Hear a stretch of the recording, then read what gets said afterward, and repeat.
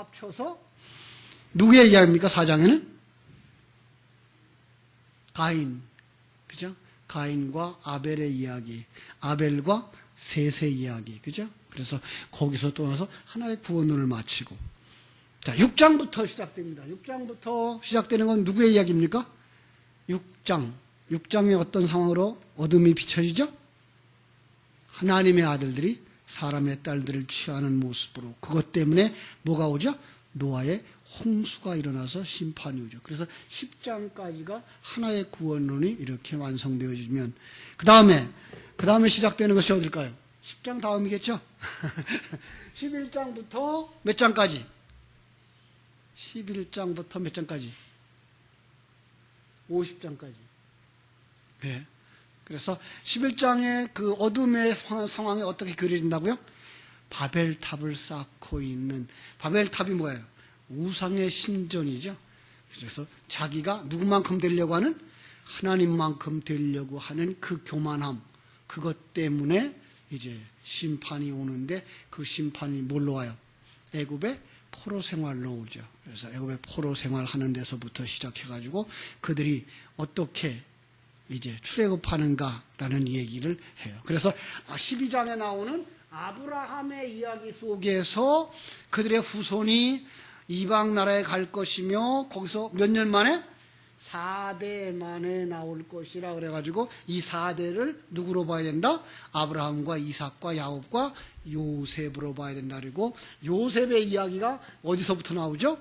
사실은 출애굽기에서부터 나오는데, 실상 그 요셉의 죽음 속에다가 출애굽에서부터 여호수아까지의 역사를 다 쌓아놓아요. 그래가지고 출애굽할 때 누구의 시체를 가지고 나오죠? 여기 요셉의 뼈를 가지고 나오고, 여호수아서가 맞춰지는 여호수아서 24장에 가면 요셉의 뼈를 장례하는 곳으로 마무리져서 하나의 이렇게 나라를 통하여서 역사 가르쳐 주시는 그 구원 족장들을 통해서, 특별히 이 요셉은 그럼 누구의 상징? 예수의 상징이라고 그랬습니다. 그래서 우리가 보통 하나님이라고 말할 때 누구의 하나님? 아브라함의 하나님, 이삭의 하나님, 야곱의 하나님이라고 말하지, 요셉의 하나님이라고는 말하지 않는 것을 우리가 알 수가 있는 거죠. 자, 그렇게 시작하거나 또 하나의 구원론이 시작되겠죠. 여기서 완성됐으니까 그것이 바로 사사기, 사무엘서, 열왕기서예요.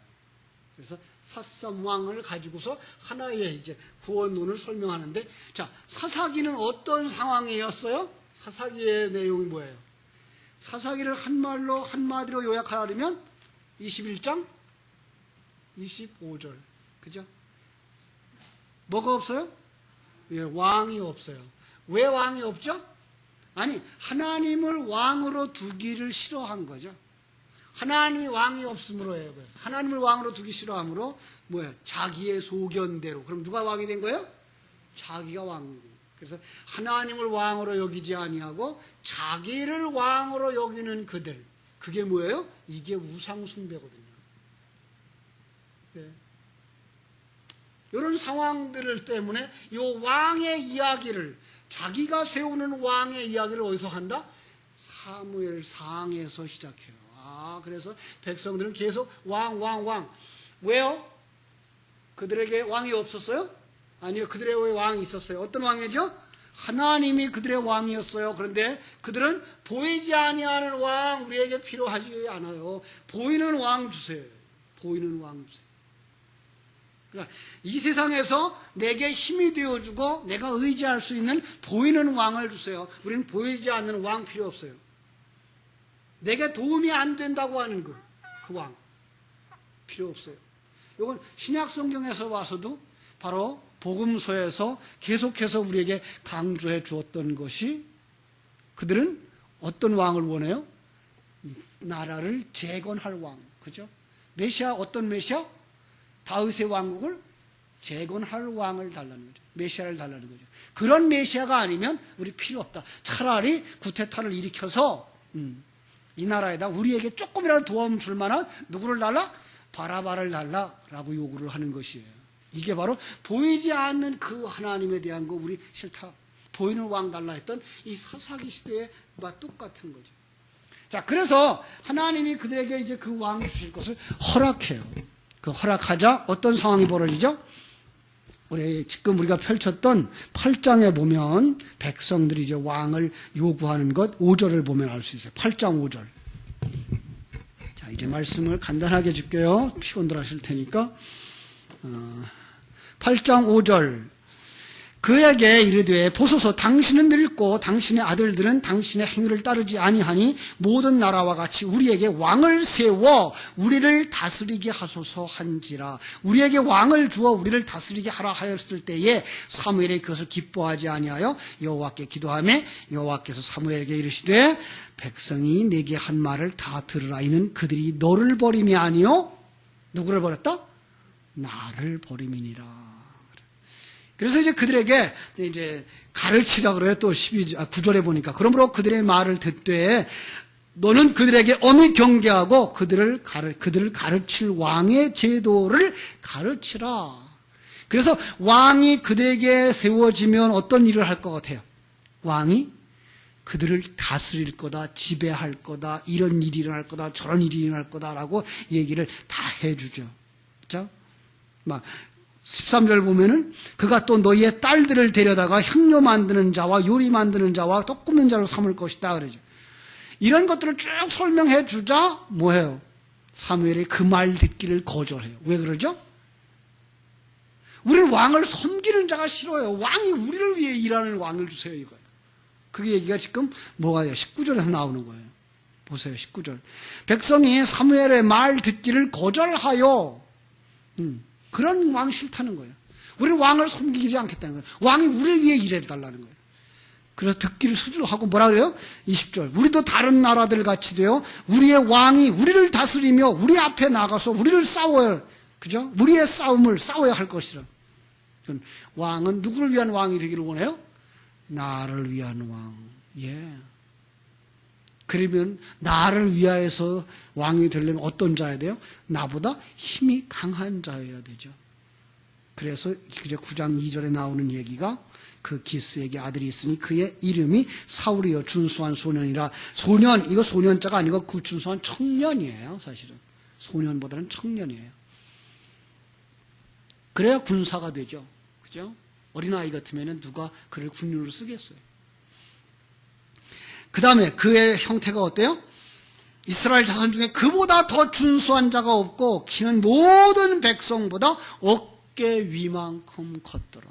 이게 바로 그 유대인들의 격언이에요. 뭐가 커요?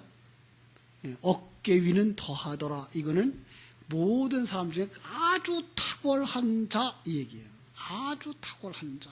예. 그를 뭐 하자고? 왕 삼자는 거죠. 그래야만 나의 힘이 되어줄 수가 있으니까. 그죠? 참. 그래서 잘생긴 사울을 이제 뽑았어요. 마치 신약성경에 나오는 사울처럼 그는 탁월한 사람이에요. 신약성경에 나왔던 사울도 역시 똑같은 베냐민 지파 사람이에요. 사울도 역시 베냐민 지파 사람이에요.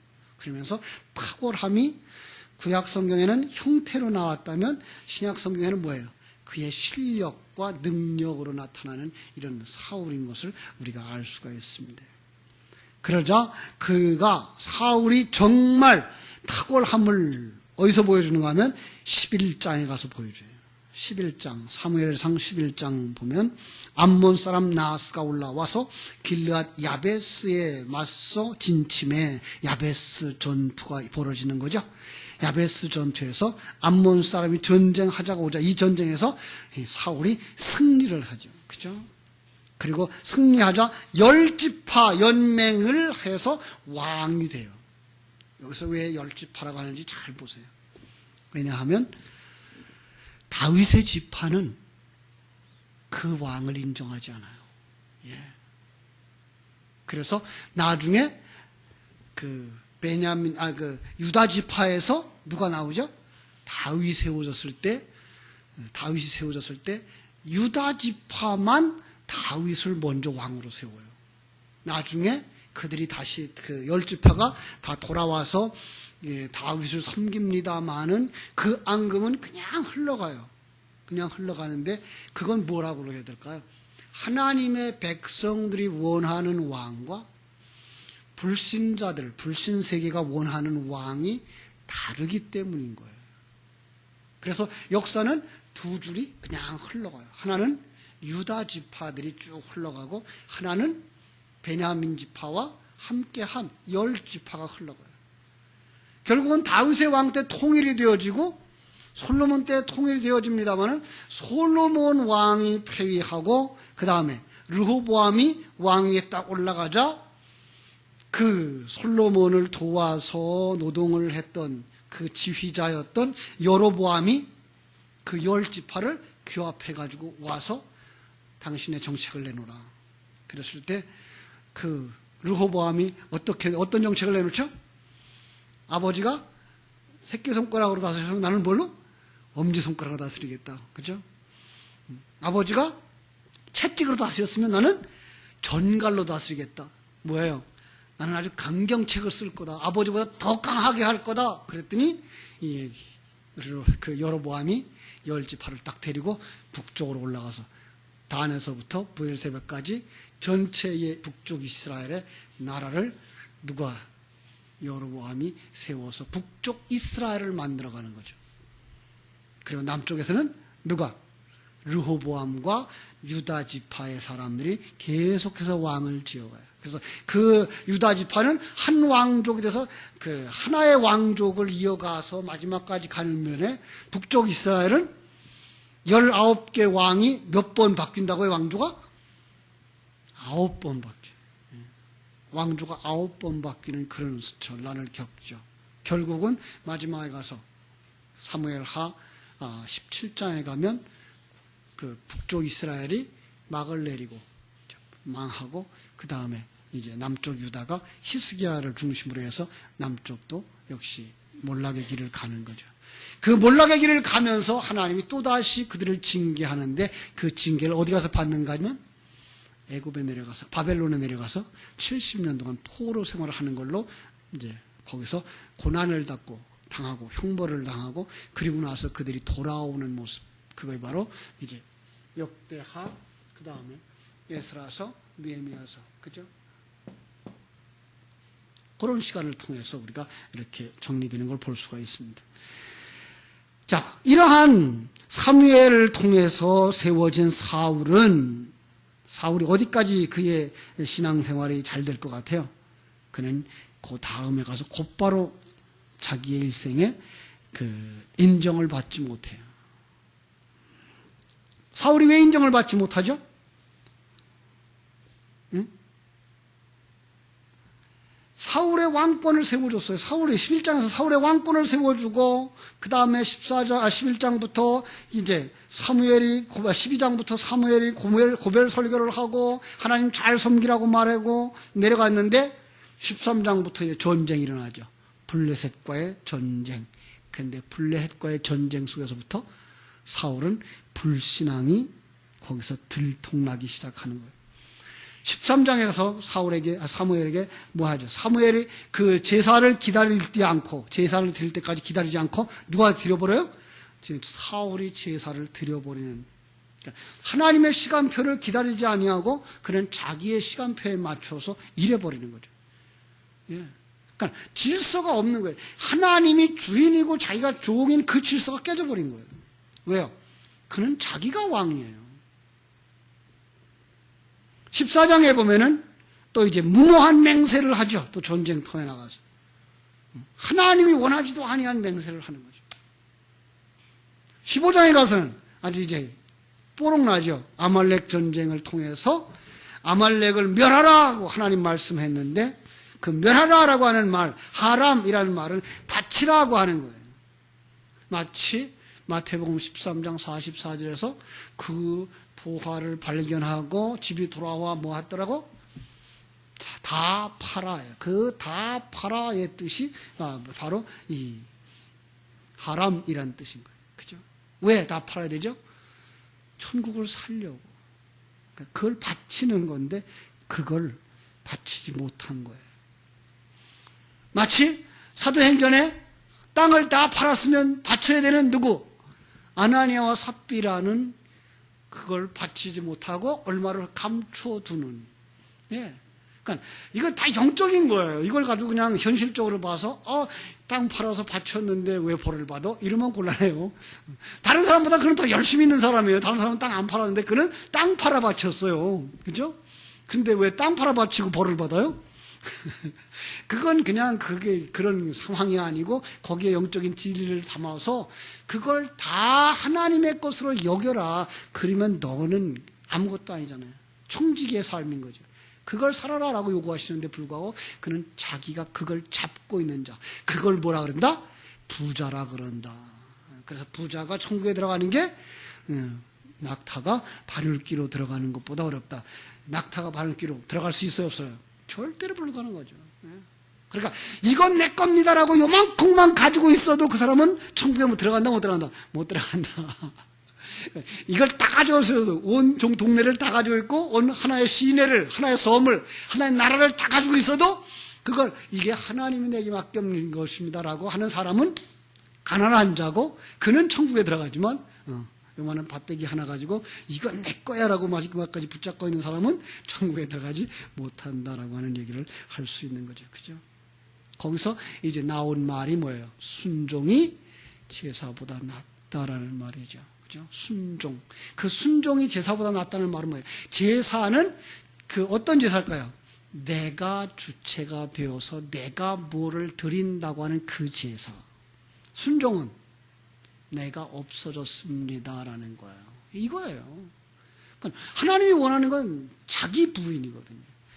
그러니까 예수님이 나를 따라오려거든 자기를 부인하고 자기 십자가를 지고 나를 쫓을 것이라 하신 그 말씀은 예수님의 때만 필요했던 말이 아니고 아담으로부터 마지막 하나님의 사람이 완성되는 모든 역사 속에 모든 성도들에게 똑같이 동일하게 적용되어지는 것이고 똑같이 거기에 순종하는 자들이 바로 하나님의 백성들인 거죠. 그리고 그렇게 듣고 순종할 수 있는 것 자체가 누가 하는 일이다? 하나님이 하는 일이다. 진리가 하는 일이다라는 거죠. 그죠? 그러니까 진리를 전하는 것 무엇보다 중요한 거예요. 오늘도 우리 학생들한테 물어봤죠. 구구법을 외우나 못 외우나, 그죠? 걔들은 잘 외워요, 그죠? 그런데 성경은 못 외워요. 왜? 반복하지 않았기 때문에 그래요. 이게 엄청 중요한 거거든요. 그들은 인생을 구구법에 의해서 살아갈 거예요, 세상법은. 그런데 하나님의 것은 진리를 복습하고 암송하지 않으면 진리가 그들을 이끌어가지 못한다고요.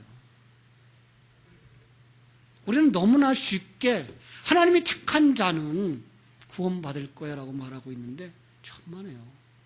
하나님이 택한 자는 여호와의 율법을 귀하로 묵상하는 자란 말이에요. 그 진리가 그들의 심령 속에 살아서 터져 올라오기 전까지는 그가 구원받았다는 말을, 하나님이 택했다는 말을 함부로 할 수가 없는 거거든요.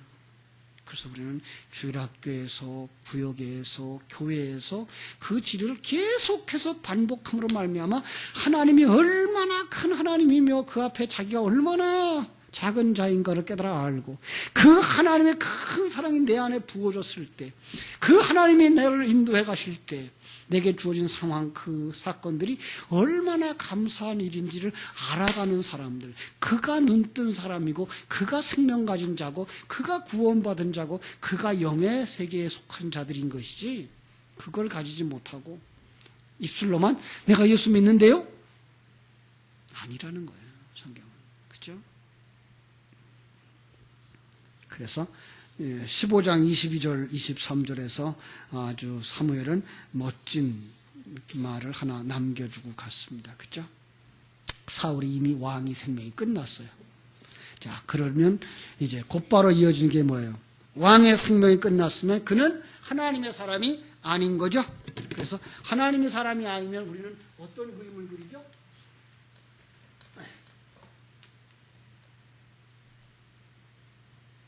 이 그림이죠.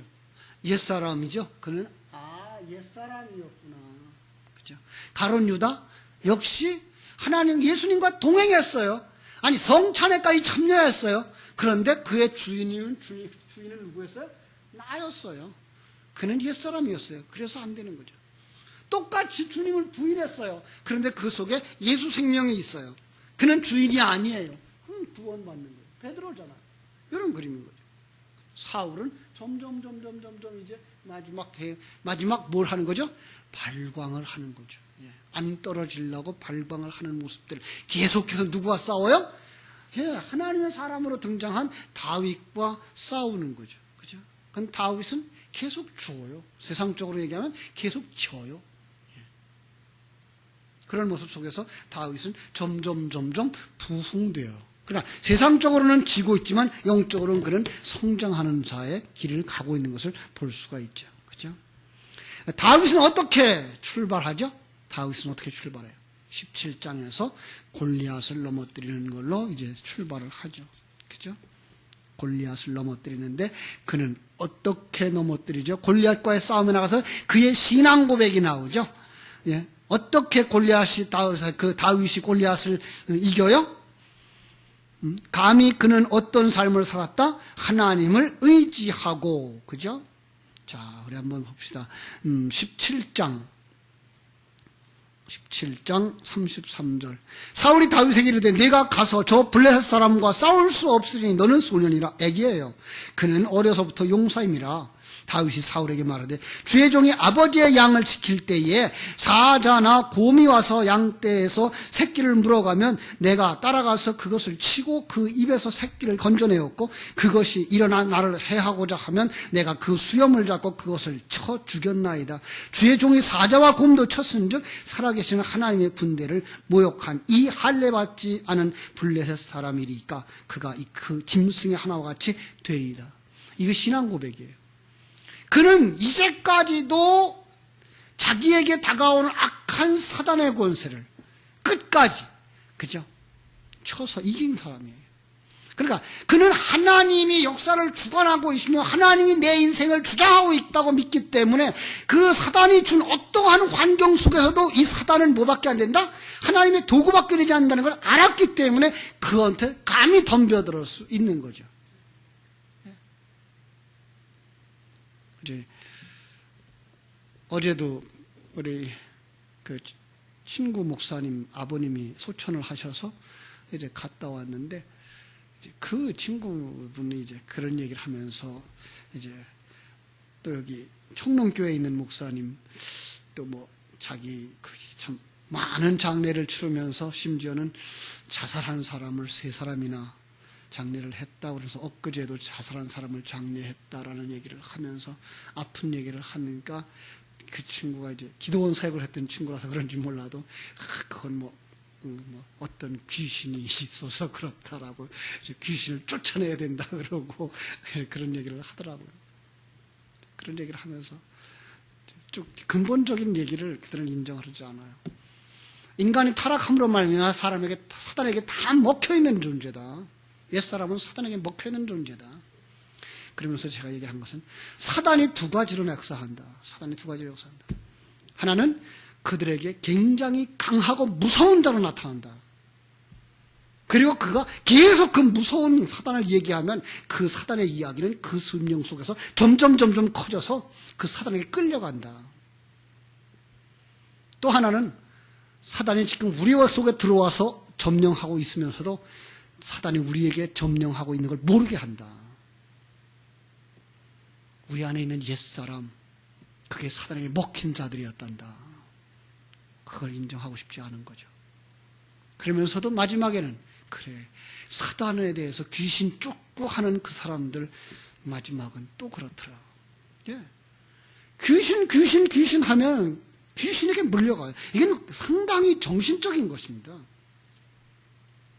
물론 귀신 들린 자 있어요. 없다는 얘기 아니에요. 귀신 들린 게 다 정신병자라는 얘기 아니에요. 그런데 불구하고 그것을 무시해버리고 사단의 역사는 하나님의 도구 아무것도 아닌 것으로 여겨버려 젖혀놓으면 그리고 내 안에 하나님과 함께 강한 심령, 강한 신앙의 사람이 되어지면 그런 것 정도는 문제도 없이 그냥 떠나가 버립니다. 창피한 얘기 하나 할까요? 제가 목사인데도 가위를 눌렸었거든요.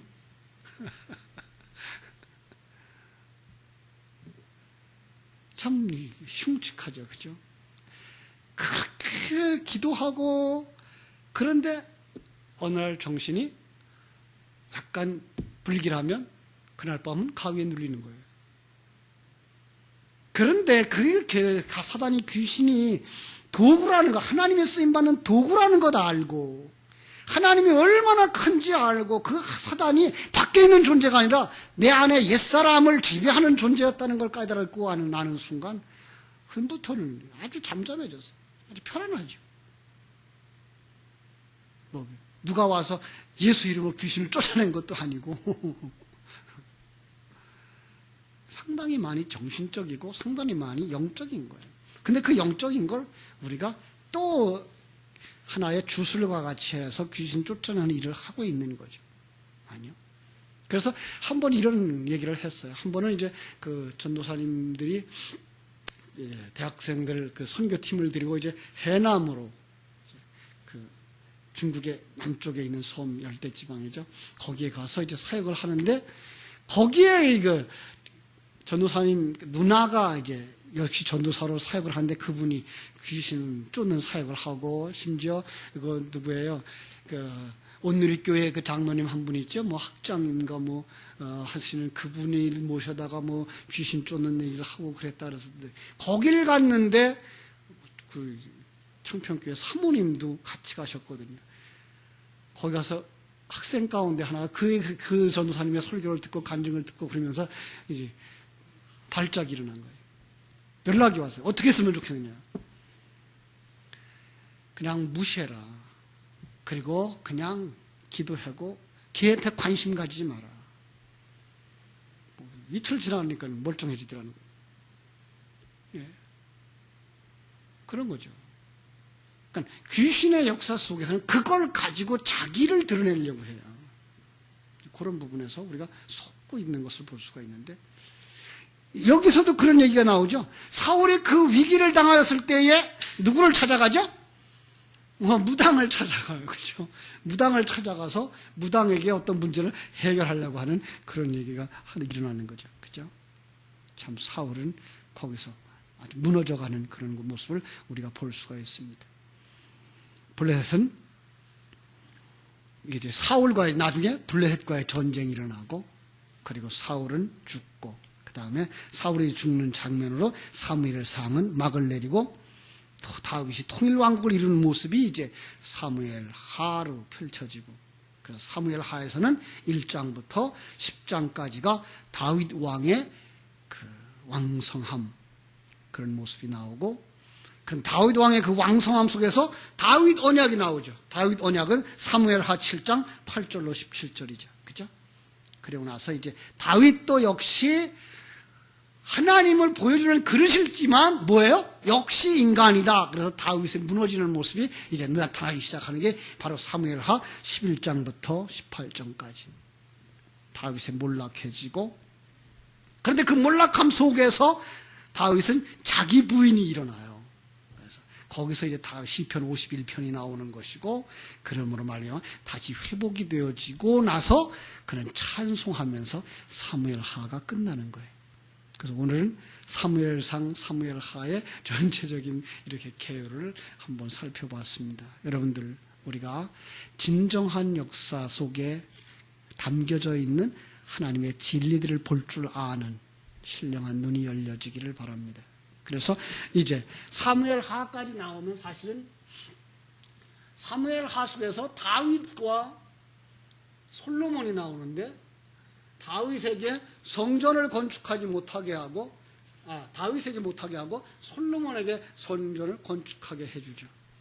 다윗은 예수의 상징이고 솔로몬이 그리스도의 상징이기 때문에 보이는 성전은 다윗에게서부터 무너져야 돼요. 예수님은 뭐라 그랬어요? 이 성전을 헐라. 어떤 성전이었어요? 예루살렘 성전이며 자기 육체의 성전이었어요.